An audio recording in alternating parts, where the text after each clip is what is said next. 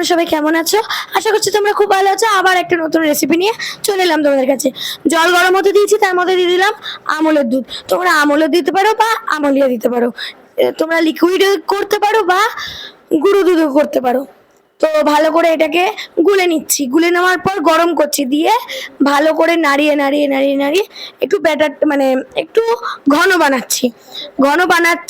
তারপরে দিয়ে দিচ্ছি এর মধ্যে, যখন দুধটা ফুটছে তখন দিয়ে দিচ্ছি চাল।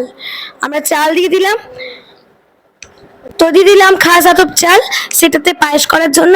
এটা এখন ফুটবে, ফোটার পর যখন ঘন ঘন দেখবে এরকম নাড়াতে নাড়াতে নাড়াতে নাড়াতে অনেকক্ষণ ধরে ফোটাবো।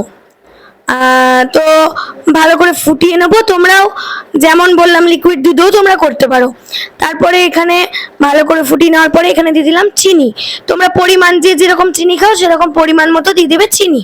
চিনি দিয়ে দেওয়ার পরে একটু নাড়িয়ে ঢাকা দিয়ে রাখবে, গ্যাসটা অফ করে দিয়ে। তারপরে এখানে তৈরি করে নিয়েছি আমরা ওই যে পায়েসটা, যেটা দেখলে এটা শুকিয়ে গেছে, শুকিয়ে যাওয়ার পর সেখানে দিয়ে দিয়েছি ময়দা। তো ময়দা দিয়ে দিয়েছি, ভালো করে এটা মিক্স করে নেবো। এবার নাড়িয়ে চাড়িয়ে ভালো করে এটার সাথে ময়দাটার সাথে ওই পায়েসটা মিক্স করে নেবো। মিক্স করে নেওয়ার পর এই যে এরকম দিয়ে এখান থেকে সে মিষ্টি বানানোর মতো করে হাতের মধ্যে নিয়ে নেবো একটু ঘি, যাতে না লেগে যায় সেই জন্য নিয়ে নেবো ঘি। দিয়ে এটা মিষ্টির মতো বানিয়ে নেবো, মানে সেটা তোমরা যেমন ইচ্ছে সাইজ করতে পারো, সেটা তোমাদের ইচ্ছে মতো তোমরা সাইজ করতে পারো, সেভ করতে পারো। আমি এরকম ল্যাংচা টাইপ করে নিয়েছি। দিয়ে দিয়েছি কড়াইয়ে সাদা তেল, আমি কটা ভেজে নিয়েছিলাম আগে, আর তারপরে কটা ভাজতে দিয়েছি। খেতে তো অসাধারণ হয়েছিল। তোমরা জানো কেমন লাগলো, অবশ্যই তোমরাও বাড়িতে ট্রাই করো। এই যে এটা ফাইনাল লুক। টাটা।